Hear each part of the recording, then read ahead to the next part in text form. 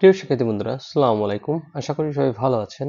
আজ আমরা BBA first ইয়ারের প্রিন্সিপাল অফ ফাইন্যান্স, এটা ম্যানেজমেন্ট ডিপার্টমেন্টের বিবিএ সেকেন্ড ইয়ারেও আছে, এর একটি চ্যাপ্টার ক্যাপিটাল স্ট্রাকচার অ্যান্ড ডিসিশনের একটি অঙ্ক সমাধান করার চেষ্টা করব। আশা করি সবাই সাথে থাকবেন। তো এই অঙ্কটা যদি আমরা দেখি যে এটা ন্যাশনাল ইউনিভার্সিটি বিবিএ অ্যাকাউন্টিং 2019 সালে এসেছে। তো অঙ্ক শুরুতেই আমরা যদি পড়ি যে following is the capital structure of Sonali limited. এখানে সোনালী লিমিটেডের একটা ক্যাপিটাল স্ট্রাকচার দেওয়া আছে। তো 5,000 শেয়ার, প্রতিটার দাম হচ্ছে 1,000 টাকা, 50 লাখ টাকা এবং 12% ডেট ক্যাপিটাল মানে ঋণের ক্যাপিটাল আছে 30 লাখ টাকা, মোট হচ্ছে 80 লাখ টাকার ক্যাপিটাল তার আগের থেকেই আছে। তাহলে এটা হচ্ছে ওল্ড ক্যাপিটাল। আমরা যারা পিছনের অঙ্কগুলো ফলো করছি, যদি ফলো না করেন তো অবশ্যই আপনারা ডেসক্রিপশন বক্সে প্লেলিস্টে লিঙ্ক দেওয়া থাকবে, আপনারা পিছনের ক্লাসগুলো একটু দেখে আসবেন, তাহলে আপনারা আরো ভালো করে বুঝতে পারবেন যে এই অঙ্কের ফেজ হচ্ছে দুইটা, একটা হচ্ছে ওল্ড, একটা হচ্ছে নিউ, একটা হচ্ছে এক্সিস্টিং আর একটা হচ্ছে কি নতুন। তো ওল্ড আর এক্সিস্টিং একই জিনিস। তো আমরা যদি পড়ি to finance and expansion program the company needs additional capital 20 lakh, মানে আগে থেকে তার কাছে 80 লাখ টাকা ক্যাপিটাল আছে, এখন তার নতুন করে আরো কত ক্যাপিটাল দরকার? 20 লাখ টাকার ক্যাপিটাল দরকার। দেয়ার আর থ্রি অল্টারনেটিভস, এখানে তিনটা বিকল্প আছে। মানে এই 20 লাখ টাকা তারা কত ভাবে সংগ্রহ করবে? তিন ভাবে সংগ্রহ করবে। প্রথমটা কি? প্রথমটা যদি আমরা দেখি থ্রো 12% ডেট ফাইন্যান্সিং, মানে এই পুরো টাকাটা, এই 20 লাখ টাকা পুরোটাই সে ঋণের মাধ্যমে আনবে। দুই নম্বরটা যদি আমরা দেখি যে থ্রো 10% প্রিফার্ড স্টক ফাইন্যান্সিং, মানে এই 20 লাখ টাকা সে প্রিফার্ড স্টক শেয়ারের মাধ্যমে সংগ্রহ করবে। আমরা জানি এই যে এই প্রতিষ্ঠান দুই ধরনের মূলধন থাকে, একটা হচ্ছে শেয়ারের মাধ্যমে, একটা হচ্ছে কি ঋণের মাধ্যমে। তারপর যদি দেখি যে সেলিং কমন শেয়ার, মানে এই 20 লাখ টাকা সে পুরাটাই সে কমন শেয়ার বিক্রির মাধ্যমে আনবে। এরপর যদি আমরা পড়ি যে অ্যাজামিং 40% corporate tax expected EBIT of টাকা 10 লাখ, মানে এই প্রতিষ্ঠানের tax rate, corporate tax rate হচ্ছে 40% এবং ইবিআইটি হচ্ছে 10 লাখ টাকা। এখন আমরা যে রিকোয়ারমেন্ট করি which alternative of financing company should be selected and why, মানে এই যে তিনটা বিকল্প আছে 20 লাখ টাকা সংগ্রহের, এখন এই তিনটা থেকে কোম্পানি কোনটা সিলেক্ট করবে এবং কেন করবে। এবং দুই নম্বরটা যদি আমরা দেখি find out the level of EBIT which of the financial manager would be indifferent between method 1 and, sorry শিক্ষার্থী বন্ধুরা, এখানে 3 হবে, মানে 1 আর 3 এর মাঝে হচ্ছে আমাদের আইপিটা করতে হবে। তো আপনি একটু খেয়াল করবেন যে 1 আর 3 এখানে প্রিন্টিং মিস্টেকের কারণে হয় নাই, যে 1 আর 3 এর মাঝে আমাদের কি করতে হবে? এই আইপিটা করতে হবে, মানে ইনডিফারেন্ট পয়েন্ট বলতে আমরা আইপি বুঝাই। তো চলেন আমরা শুরুর রিকোয়ারমেন্টের জন্য কিছু ওয়ার্কিং করি, কারণ ওয়ার্কিং ছাড়া আসলে অঙ্ক করা সম্ভব না। তো আমরা যদি দেখি যে কিভাবে ওয়ার্কিং করবো, আমরা কমন স্টক দিব। তাহলে ওল্ড যেটা সেটা আমরা সবটাই দিয়ে দিব। তো ওল্ড আছে কত? 50 লাখ। তাহলে আমাদের অপশন কয়টা? তিনটা। এই যে 50 লাখ, 50 লাখ, 50 লাখ আমরা দিয়ে দিলাম।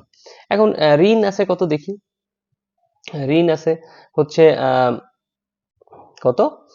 ঋণ আছে 30 লাখ। আমরা যদি দেখি ঋণ আছে কত? ঋণ আছে 30 লাখ। এখন যদি দেখি যে প্রথমে আছে কত? 30 লাখ ওল্ড আছে। 30 লাখ কি ওল্ড আছে। প্রিয় শিক্ষার্থীরা, আমরা একটু 3 নম্বর ওয়ার্কিংটা আবার একটু দেখি যে আমরা প্রথম হচ্ছে কত? 50 লাখ। তাহলে 50 লাখ টাকা কি ওল্ড ক্যাপিটাল। তাহলে আমাদের কি প্রথম যে অপশনটা যদি দেখি 1 নাম্বার, আমাদের কি কোনো কমন শেয়ার আছে এখানে? না, কমন শেয়ার নাই। তাহলে আমাদের 50 লাখই হবে। যদি 2 নাম্বার দেখি, 2 নাম্বারে বলছে কি প্রিফার্ড স্টক, মানে কি কোনো কমন শেয়ার নাই, তার মানে কি 50 লাখই হবে। কিন্তু 3 নম্বরে যদি দেখি যে কমন শেয়ারের মাধ্যমে মূলধন সংগ্রহ করা হবে, তাহলে কমন শেয়ারের মাধ্যমে যদি মূলধন আনে তাহলে তো আমাদের মূলধন বৃদ্ধি পাবে। তাহলে আমাদের পুরনো কত ছিল? 50 লাখ, এবং কমন শেয়ারের মাধ্যমে নতুন আনতেছি কত? 20 লাখ। তাহলে মোট হবে আমাদের কত? 70 লাখ।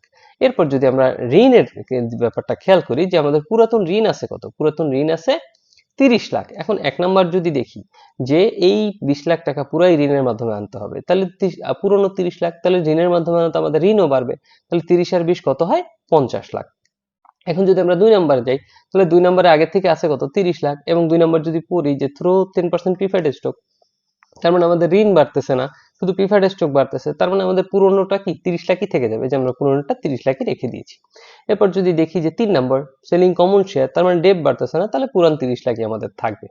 এরপর যদি আমরা প্রিফার্ড স্টক লিখি, এখন প্রিফার্ড স্টক তো পুরনো কোনো প্রিফার্ড স্টক ছিল না, আমাদের নতুন শুধু 2 নম্বরই প্রিফার্ড স্টক কত? 20 লাখ। এই যে আমরা 20 লাখ টাকা প্রিফার্ড স্টক দিলাম। তাহলে আমাদের টোটাল হলো কত? টোটাল হলো প্রত্যেকের 1 কোটি টাকা। প্রত্যেকের কত 1 কোটি টাকা। এখন যদি দেখি যে নাম্বার অফ শেয়ারটা আমরা কিভাবে নির্ণয় করব, নাম্বার অফ শেয়ারকে আমরা এই যে কমন স্টক আছে এটাকে কত দিয়ে ভাগ দেব, 1000 দিয়ে ভাগ দেব, কারণ প্রত্যেকটার মূল্য কত 1000। তাহলে যদি আমরা 50,000কে 1000 দিয়ে ভাগ দিই তাহলে 5000 হয়, আবার সরি 50 লাখকে যদি আমরা 1000 দিয়ে ভাগ দিই এখানেও 5000 হয়, আবার 70 লাখকে যদি 1000 দিয়ে ভাগ দিই তাহলে 7000 হয়। আশা করি এই ওয়ার্কিংটা বুঝছেন। এরপর দেখি ইন্টারেস্ট, ইন্টারেস্ট কত পার্সেন্ট, 12% সুদের হার বলছিল, এই যে আমাদের 12% বলছিল সুদের হার, আর নতুন নিলেও সেখানেও আবার 12%ই বলছিল। তো আমাদের কি করব, আমরা হচ্ছে ঋণ, এই যে 50 লাখের 12% কত হয় 6 লাখ, আবার 30 লাখের 12% 3,60,000, 30 লাখের 12% 3,60,000। এবার পিডি নির্ণয় করবো, পিডি আছে শুধুমাত্র 2 নম্বরে, এই যে শুধু 2 নম্বরে পিডি আছে, তাহলে পিডির হার কত, পিডি যদি দেখি 10% বলছিল পিডির হার, তাহলে 20 লাখের 10% হচ্ছে 2 লাখ। এরই মাধ্যমে আমাদের ওয়ার্কিং শেষ। এখন আমরা ডাইরেক্ট কি করব, ইপিএস নির্ণয় করব, কারণ আমাদের প্রথম রিকোয়ারমেন্টে কি করতে বলছে, ইপিএস করতে বলছে। আসলে ইপিএস করতে বলে নাই, বলছে যে which alternative financing company should be selected and why, মানে কোম্পানি কোনটা গ্রহণ করবে এবং কেন গ্রহণ করবে, এটা করার প্রথম ধাপই হচ্ছে ইপিএস করা। ইপিএস এর মাধ্যমে আসলে আমরা সিলেক্ট করব যে কোনটা আমরা নিব কোনটা নিব না। আচ্ছা, তাহলে আমরা কি করব, শুরুতে 3টা টাকার ঘর দিয়ে একটা ছক নিব। ছক নেওয়ার পরে প্রথম আমরা ইবিইটি দিয়ে অঙ্ক শুরু করব। তাহলে আমাদের ইবিইটি ছিল কত, এই যে আমাদের কিন্তু ইবিইটি বলে দিয়েছিল, ইবিইটি বলছিল 10 লাখ। তাহলে ইবিইটি নিলাম 10 লাখ 10 লাখ 10 লাখ, এটা থেকে কি বাদ যাবে, ইবিইটির ফুল মিনিং হচ্ছে earnings before interest and tax, এটা থেকে ইন্টারেস্ট বাদ যাবে। ইন্টারেস্ট আমরা পেলাম কত, এই যে ইন্টারেস্ট পেয়েছি 6 লাখ 3,60,000 3,60,000, আমরা ইন্টারেস্ট বাদ দিয়ে দিলাম। ইন্টারেস্ট বাদ দিলে এই ইবিআইটি থেকে যদি আই চলে যায় তাহলে আমাদের থাকে কি ইবিটি। তাহলে ইবিটি কত, ইবিটি হচ্ছে এই যে এটা থেকে বাদ দিলে যা থাকে, এটা থেকে বাদ দিলে এটা থেকে বাদ দিলে যা থাকে তাই। এরপর আমরা বাদ দিব কি ট্যাক্স, লেস ট্যাক্স কত পার্সেন্ট, 40%। কার 40%, 4 লাখের 40%, 6,40,000-এর 40%। এটা বাদ দেওয়ার পর আমাদের থাকবে কি, ইবিটির ফুল মিনিং ছিল আর্নিং বিফোর ট্যাক্স, আর ইএটি মানে হচ্ছে আর্নিং আফটার ট্যাক্স। তাহলে 4 লাখ থেকে 1,60,000 বাদ দিলে এটা থাকে, আবার এটা থেকে এটা বাদ দিলে এটা থাকে, এটা থেকে এটা বাদ দিলে এটা থাকে। এরপর আমরা বাদ দিব কি পিডি, প্রিফার্ড স্টক। এখন প্রিফার্ড স্টক তো একেও ছিল না তিনেও ছিল না, শুধু ছিল কি 2-এ, তাহলে আমরা 2-এ বাদ দিলাম। 2-এ বাদ দেওয়ার পর আমাদের আসে ইএসিএস, earnings available for common stock. ইএসিএস এর ফুল মিনিং হচ্ছে earnings available for common stock. তাহলে আমরা এটা বসাইলাম, মানে এটা মাইনাস করার পর যেটা থাকে এরপর আমরা লিখবো number of share. Number of share কোথায় পেলাম, এই যে আমরা ওয়ার্কিং করে আসছি, নাম্বার অফ শেয়ার 5,000 5,000 7,000, তাহলে আমরা বসাই দিলাম 5,000 5,000 7,000। এবার আমরা ইপিএস এর সূত্র বসাবো, ইএসিএস কে এনএস দ্বারা ভাগ করলে আমাদের ইপিএস বের হয়ে যায়। তাহলে 2,40,000 কে ভাগ দিলে 48 হয়, আবার এটাকে ভাগ দিলে এটা হয়, এটাকে ভাগ দিলে এইটা হয়। এখন আমরা কমেন্ট করব কিভাবে, কমেন্ট করব যেটা বেশি আছে। তাহলে বেশি আছে 54 টাকা 86 পয়সা, তাহলে আমরা কমেন্ট লিখবো the company should choose alternative method 3 because the earnings per share is higher than others. আমাদের 1 নম্বর ওয়ার্কিং কিন্তু শেষ। এখন আমরা কি করব, আইপি করব।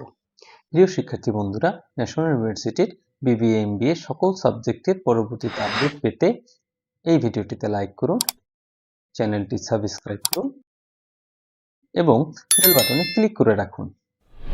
কোনটা আমরা যদি পরে দেখি, find out the level of EBIT which financial manager would be indifferent between. আপনারা ইনডিফারেন্ট দেখলেই বুঝবেন যে এখানে আইপি করতে বলছে, কার কার মাঝখানে, 1 আর 3 এর মাঝখানে। তাহলে আমরা আইপি সূত্র লিখি, এই চ্যাপ্টারে একটাই সূত্র IP, EBIT minus interest one minus TR minus PD, নিচে এনএস ভাগ এনএস1, আবার EBIT minus interest one minus TR minus PD, TR মানে হচ্ছে ট্যাক্স রেট, আর এনএস হচ্ছে 3, যেহেতু 1 আর 3 এর মাঝখানে করতে বলছে তাহলে আমরা 1 আর 3 লিখলাম এই জায়গায়। এখন ইবিটি মাইনাস ইন্টারেস্ট, ইন্টারেস্ট কত হয়েছিল, ইন্টারেস্ট হয়েছিল আমরা যদি দেখি, এই যে 6 লাখ ছিল 1-এ এবং 3-এ ছিল 3,60,000। তাহলে আমরা 6 লাখ বাদ দিলাম, ট্যাক্স রেট 40%, আর প্রথমটায় তো পিডি আসলে ছিল না, কারণ পিডি ছিল কয় নম্বরে, 2 নম্বরে। তাহলে আমরা এখানে দিলাম 0। আবার ইবিটি মাইনাস, এখন 3 এর ইন্টারেস্ট কত, এই যে আমরা 3 এর ইন্টারেস্ট পেয়েছি 3,60,000 মাইনাস ট্যাক্স রেট, আর পিডি তো আসলে 3-এও ছিল না, পিডি ছিল 2-এ, তাহলে 3 আমরা পিডি দিলাম কত, 0।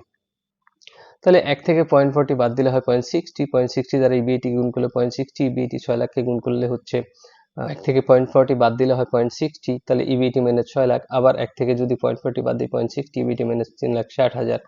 এখন আমরা 0.60 দ্বারা যদি ইবিএটি গুণ করি 0.60 ইবিএটি, আবার 6 লাখকে যদি গুণ করি তাহলে 3,60,000, আবার 0.60 দ্বারা ইবিএটি গুণ করলে 0.60 ইবিএটি, 0.60 দ্বারা 3,60,000 কে গুণ করলে 2,16,000।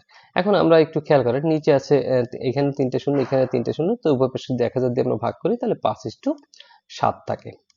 এরপর যদি আমরা বজ্র গুণন করি, যে এইটাকে যদি এইটা দ্বারা গুণ করি তাহলে 7 দ্বারা যদি 0.60 ইবিএটি গুণ করলে 4.2 ইবিএটি মাইনাস কত, মাইনাস 7 দিয়ে যদি 3,60,000 কে গুণ করলে তাহলে হয় 5 লাখ 25,20,000, আবার এইটা দিয়ে গুণ করবো এইভাবে বজ্রগুণ, তাহলে 5 দ্বারা 0.60 গুণ করলে 3 EBIT, আবার 5 দ্বারা যদি 2,16,000-কে গুণ করি তাহলে 10,80,000 হয়। এখন আমরা EBIT গুলো এক পাশে নিয়ে আসি, তাহলে 4.2 EBIT, এটা কি প্লাস মাইনাস আছে, এই পাশে আনলে কি হবে, মাইনাস হয়ে যাবে, এটা প্লাস আসছে এই পাশে আনলে মাইনাস হয়ে যাবে, আর 25,20,000 কি মাইনাস আছে, এই পাশে আনলে প্লাস হয়ে যাবে, এটা মাইনাস 10,80,000। এবার 4.2 থেকে 3 EBIT বাদ দিলে 1.2 EBIT হয় 14, তারপরে 25,20,000 থেকে 10,80,000 যদি বাদ দিই তাহলে 14,44,000। আসলে এটা থেকে এটা মাইনাস করলে 14,40,000, এখানে 44,000 দেওয়া, এখানে 14,40,000 হবে।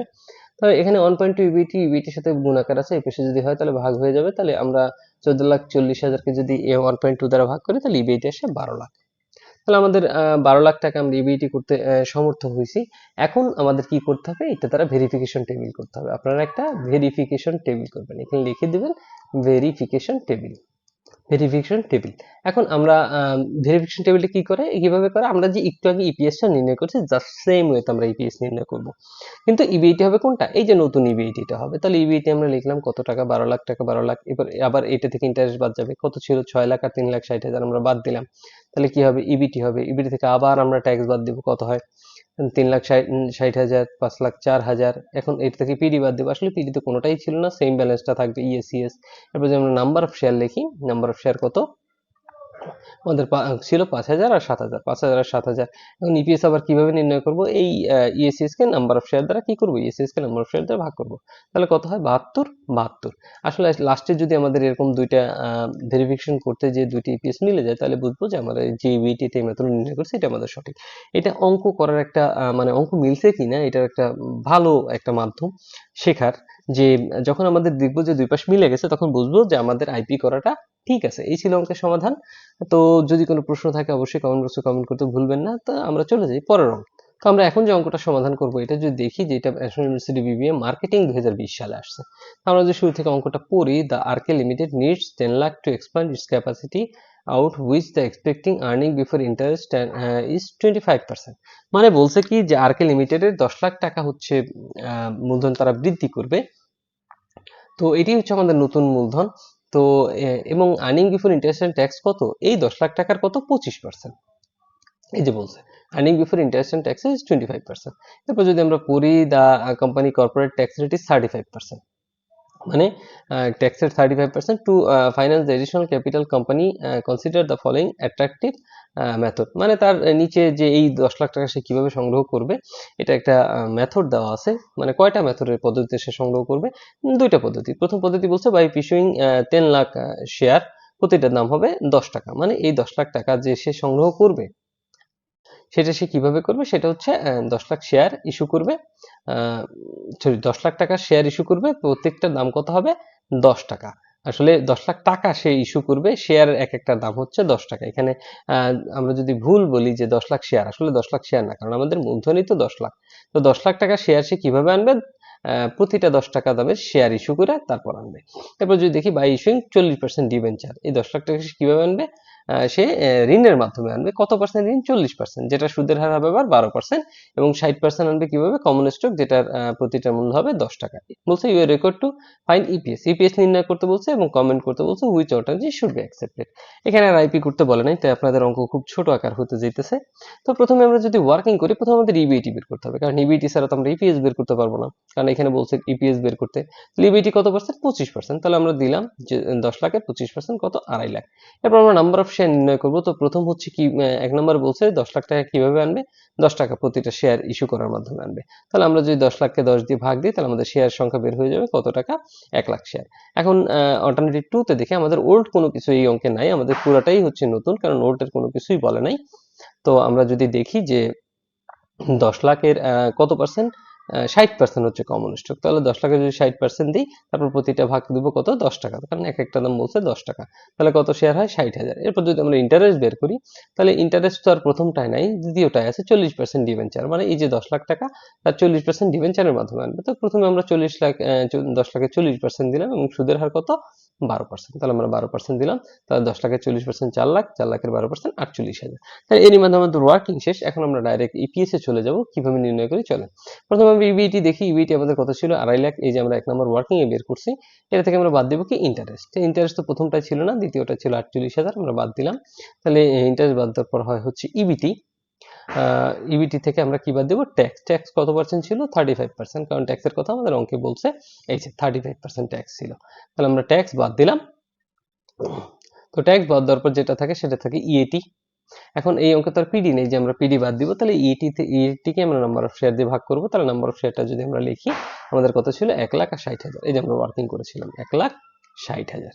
তাহলে 1,60,000 আমরা দিলাম। এবার ইপিএস এর সূত্র যদি আমরা লিখি, ইএটি ভাগ হচ্ছে নাম্বার অফ শেয়ার।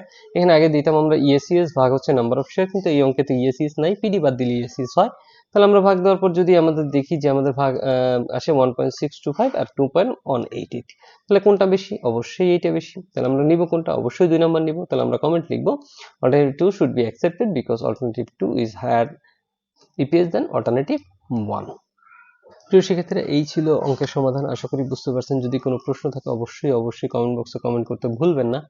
আর চ্যানেলটি অবশ্যই সাবস্ক্রাইব করবেন, কারণ আপনারা চ্যানেলটি সাবস্ক্রাইব করলেই পরবর্তী ভিডিও খুব সহজেই এবং তাড়াতাড়ি পাবেন। তো ভালো থাকবেন সবাই। পরবর্তী ক্লাসের জন্য অগ্রিম শুভেচ্ছা রইল। আসসালামু আলাইকুম।